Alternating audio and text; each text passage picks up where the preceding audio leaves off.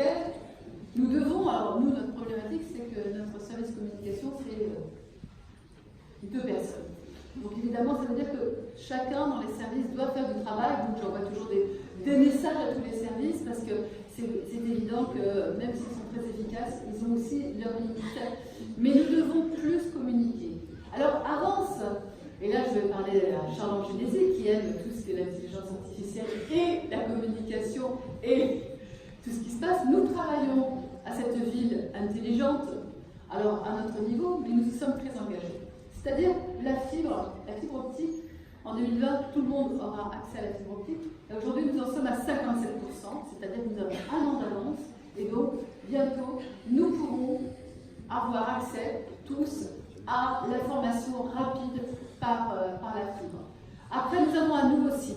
Vous avez vu, notre site de la ville a été rénové. Moi, j'en avais bien besoin parce qu'il y a tellement d'informations et que tout ça va très très vite. Donc, c'est quand même un site qui a 1600 vues par jour, c'est important. Et donc, là, vous pouvez faire quoi? Vous pouvez faire vos requêtes depuis le mois de janvier. C'est-à-dire qu'avant, il fallait passer par le cabinet, etc. Là, directement, vous faites les photos quand vous voyez des problèmes dans votre quartier. Vous pouvez directement transmettre ça par Internet. Vous avez bien entendu la télé-alerte. Alors, tout le monde n'est pas inscrit à la télé-alerte et je vous conseille de le faire. C'est-à-dire que le jour où il y a des très gros problèmes sur notre territoire, nous pouvons vous informer par SMS. Seulement faut-il que vous vous inscriviez. Donc tout cela, vous l'avez à disposition et vous pourrez soit vous voyez par le site, soit ici, afin d'être inscrit. Nous avons également fait différents journaux dans la ville. C'est-à-dire qu'en septembre, vous avez eu un journal, le journal des familles, qui a été donc distribué à tous les enfants scolarisés pour montrer tout ce qu'on faisait au niveau de la ville pour les enfants, pour les jeunes et pour les familles.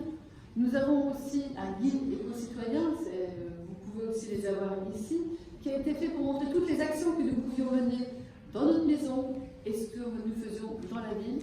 Tout ça, c'est très important. Et en début d'année, nous aurons encore un journal qui sera le journal des solidarités, parce que la solidarité, c'est majeur dans notre société. Et nous faisons beaucoup de choses. Tous les services, et les services aussi départementaux, seront représentés, parce que le social, c'est vrai que c'est la compétence essentielle du conseil départemental.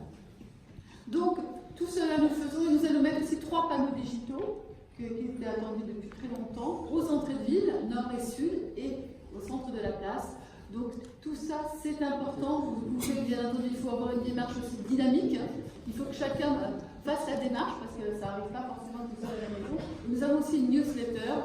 Donc inscrivez-vous sur la newsletter pour la recevoir et pour être informé au plus vite, parce que trop souvent on entend « Mais oh, c'est passé ça, mais nous n'étions pas au courant ». Donc voilà tout ce que nous mettons en place.